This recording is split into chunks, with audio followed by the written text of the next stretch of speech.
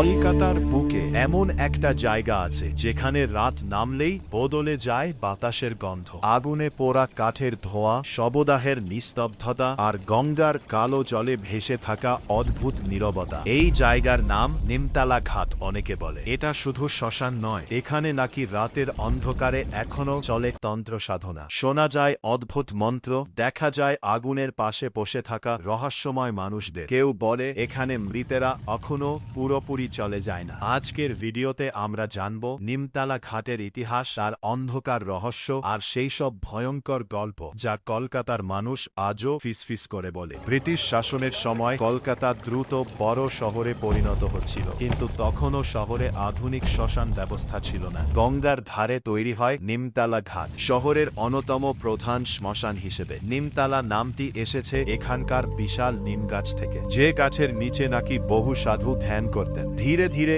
এই জায়গা শুধু শ্মশান নয়, একটা রহস্যময় এলাকায় পরিণত হয়, কারণ হিন্দু তন্ত্র শাস্ত্রে শ্মশানকে ধরা হয় সবচেয়ে শক্তিশালী সাধনার স্থান। যেখানে মৃত্যু আছে সেখানেই নাকি সর্বোচ্চ অদৃশ্য শক্তি কাজ করে। দিনের বেলা নিমতলা একরকম, মানুষ আসে, শেষ বিদায় জানায়, তারপর ফিরে যায়। কিন্তু রাত নামলে চারপাশ ধীরে ধীরে ফাঁকা হয়ে যায়, শুধু শোনা যায় কাঠ পোড়ার শব্দ আর গঙ্গার হাওয়ায় ভেসে আসে চায়ের গন্ধ। স্থানীয় অনেক পুরনো মানুষ বলেন রাত 12টার পর নাকি এই জায়গার পরিবেশ বদলে যায়। অনেকে দাবি করেছেন তারা আগুনের পাশে সাদা কাপড় পরা ছায়ামূর্তি দেখেছেন, আবার কেউ বলেছেন শুনেছেন অদ্ভুত মন্ত্র উচ্চারণ। কিন্তু সবচেয়ে ভয়ঙ্কর গল্পটা হলো শবসাধনা। তন্ত্রশাস্ত্রে একটি নিষিদ্ধ সাধনার কথা বলা হয়, শবসাধনা। এই সাধনায় একজন তান্ত্রিক নাকি মৃতদেহের উপর বসে বিশেষ মন্ত্র জপ করেন। বিশ্বাস করা হয় এর মাধ্যমে অতি প্রাকৃত শক্তি অর্জন করা যায়। অনেক পুরনো কাহিনীতে বলা হয় নিমতলা ঘাটে নাকি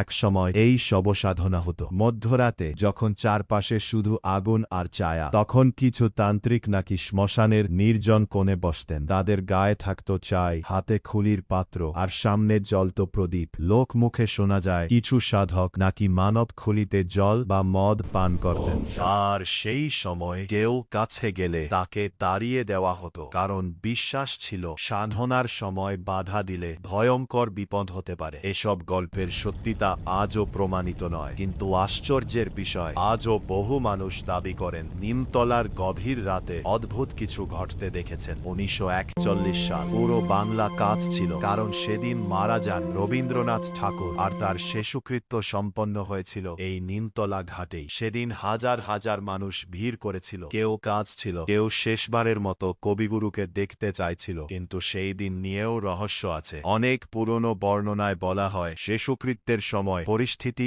এতটাই বিশৃঙ্খল হয়ে পড়েছিল যে মানুষ স্মৃতিচিহ্ন হিসাবে কবিগুরুর চুল পর্যন্ত কেটে নেওয়ার চেষ্টা করেছিল। এই ঘটনা আজও ইতিহাসের এক অন্ধকার অধ্যায় হিসাবে আলোচিত, আর তারপর থেকেই অনেকে বিশ্বাস করতে শুরু করেন নিমতলা শুধু শ্মশান নয়, এটা কলকাতার আবেগ, মৃত্যু আর রহস্যের কেন্দ্র।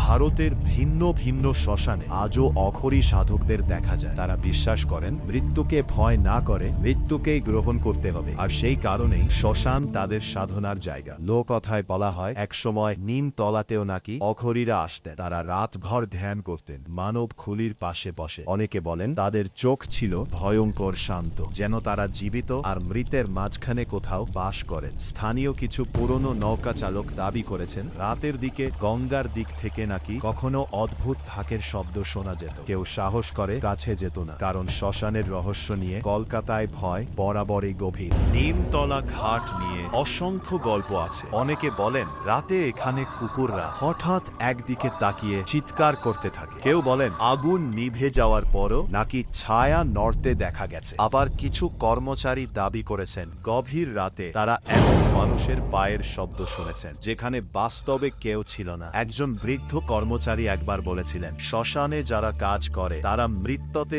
অভ্যস্ত হয়ে যায়, কিন্তু কিছু রাত আছে যেগুলো আজও আমাদের ভয় দেখায়। এসব হয়তো মানুষের কল্পনা অথবা মৃত্যুর পরিবেশ থেকে জন্ম নেওয়া মানসিক অনুভূতি। কিন্তু রহস্য এখানেই, যারা নিমতলায় রাত কাটিয়েছেন তাদের অনেকেই বলেন ওই জায়গায় কিছু একটা আলাদা আছে। আপনার কি মনে হয় নিমতলা ঘাটের এসব গল্প গল্প, শুধু লোককথা, নাকি সত্যিই সেখানে লুকিয়ে আছে অজানা কিছু? কমেন্টে জানান। আর এই ধরনের ডার্ক হিস্ট্রি দেখতে চ্যানেল সাবস্ক্রাইব করতে ভুলবেন না।